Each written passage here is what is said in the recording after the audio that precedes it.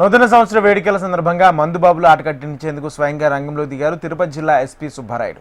నూతన సంవత్సరం రోజు ప్రజలకు ఇబ్బందులు గురిచేస్తే పరిణామాలు తీవ్రంగా ఉంటాయని హెచ్చరించారు. Purnagummam circle, Leelamahal circle, Balaji colony ప్రాంతాల్లో యువకులకు కౌన్సిలింగ్ ఇచ్చారు. నూతన సంవత్సరాన్ని ప్రశాంత వాతావరణంలో జరుపుకోవాలన్నారు.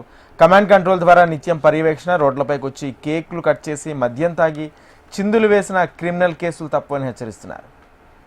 జిల్లా ఎస్పీ సుబ్బారాయుడుతో మా ప్రతినిధి చరణ్ పూర్తి సమాచారం అందిస్తారు.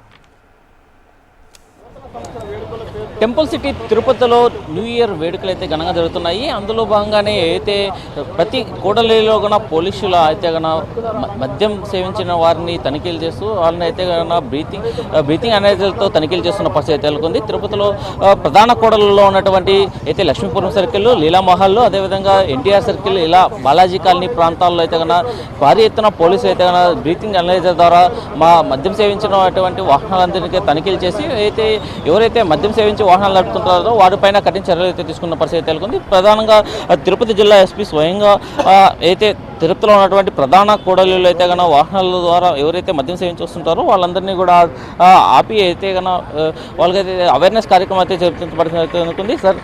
సార్ నమస్కారం సార్. తిరుపతిలో ఎలాంటి కార్యక్రమాలు చేపడుతున్నారు? అయితే మద్యం సేవించినటువంటి వాహనాలు నడుపుతున్న వారికైనా మీరంతా ఇప్పటికే హెచ్చరికలు జారీ చేసిన పరిస్థితి నెలకొంది. న్యూ ఇయర్ రోజు ఎలా ఉంటుంది సార్?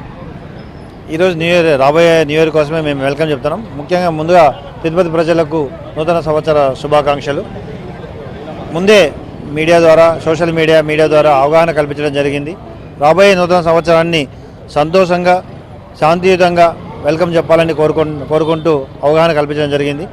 అందులో భాగంగానే ఇప్పుడు చాలా ప్రాంతాల్లో జిల్లా వ్యాప్తంగా vehicle checkings, drunk and drives conduct చేయడం జరుగుతుంది.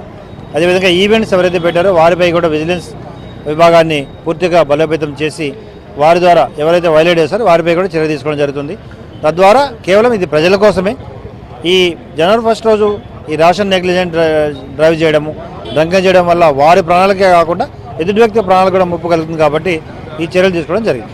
ప్రధానంగా మన ఆధ్యాత్మిక క్షేత్రం తిరుపతి, ఇక్కడ మీరు ఇప్పటికే హెచ్చరికలు కూడా జారీ చేశారు. ఎలాంటి చట్ట వ్యతిరేక కార్యక్రమాలు చేయకూడదు, హోటల్స్లో కూడా ఈవెంట్లు జరిగేటప్పుడు కూడా అని చెప్పారు.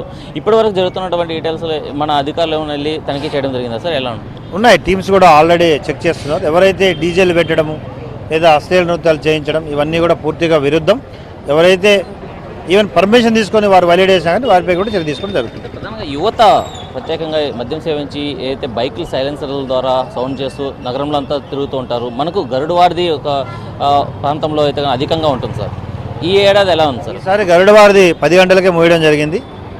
రేపు మార్నింగ్ 5 o'clock వరకు గరుడవారిని అలాగే క్లోజ్ చేసి ఉంచడం జరుగుతుంది. ముఖ్యంగా సైలెన్సర్లు లేదా ఇలాంటివి ఎవరు చేసినా వాటిపై కూడా చర్య తీసుకోవడం జరుగుతుంది.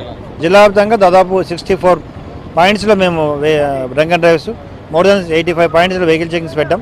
ఎక్కడ కూడా ఎటువంటి అవాంఛనీయ సంఘటనలు జరగకుండా తిరుపతి ప్రజల భద్రత కోసం అహర్నిశలు కష్టపడతాం. డ్రింక్ అండ్ డ్రైవ్ విషయంలో ఎలాంటి చర్యలు తీసుకుంటున్నారు? ఇప్పటికే మీరు ఇచ్చిన సూచనలు పాటిస్తున్నారు నగర ప్రజలు?